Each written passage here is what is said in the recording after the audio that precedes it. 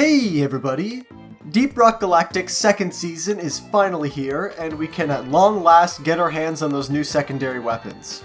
Now that I've had some time to really play around with them, I wanted to take a little trip down memory lane, even though it hasn't been all that long, and see how my thoughts have changed since we were first introduced to the weapons. So let's dive in and take a look. And remember to leave a comment down below and let me know what your thoughts are on the weapons and how they've changed over time. Also, I'd like to remind you that if you press subscribe, you will be invited to my birthday party, so make sure you head down and do that. Let's not waste any more time and kick things off with the Scout's crossbow. I thought this weapon was really interesting when it was first revealed, and it more than exceeded my expectations. In my video about it, I mentioned my interest in it, but also mentioned some concerns since Scout has an issue with most of his weapons being focused on single target damage, leaving him a little bit weak when it comes to crowd control.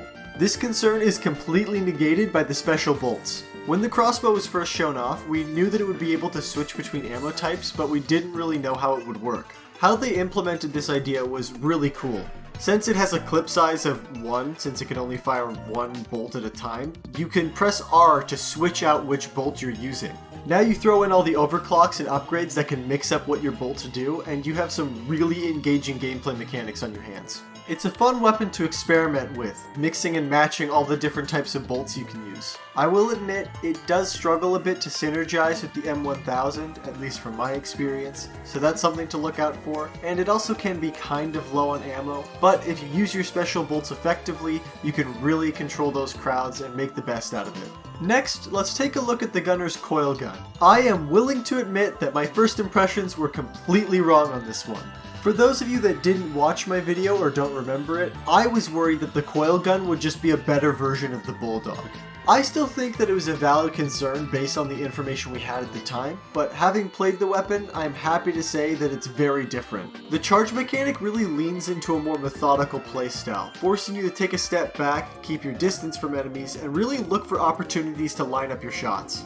Overall, I can't honestly say if I think it's better than the Bulldog or not. I kind of prefer that quick firing style that the Bulldog has, especially with the 6-shooter overclock. With a bit more time, I might be able to come to a more definitive conclusion. The next weapon we're going to take a look at is the Colette Wave Cooker, and it is okay.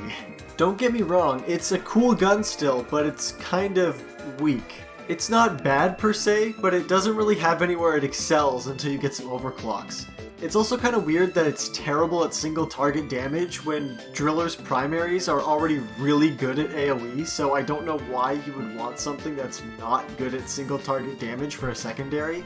Like I said, when you get some overclocks, the weapon's a bit better, but it feels really out of place. Please do keep in mind, I've said it before, Driller is not my main by any means, so if there are any Driller players out there that think I'm wrong on this one, please let me know down in the comments. Next up is Engineer's Shard Diffractor. This weapon was honestly way more straightforward than I was expecting, but I don't think that's a bad thing. I was worried that it wouldn't be able to keep up with Engineer's other secondaries in terms of crowd control, but it handles that just fine. Due to poor luck on my part, I actually haven't really managed to get many overclocks for this thing, but I imagine that they're lots of fun. I'm really enjoying this weapon so far, and I think it fits perfectly into the Engineer's roster. Well, I know this was kinda short, but that's really all I have to say about the new weapons. I'm looking forward to playing them more to get a better understanding of how they work and to see what other kind of playstyles I can do with them. What about you guys? Go down into the comments below and let me know what your favorite playstyles are. I'd love to try them out. With all that said and done, thank you very much for watching, and I'll see you later.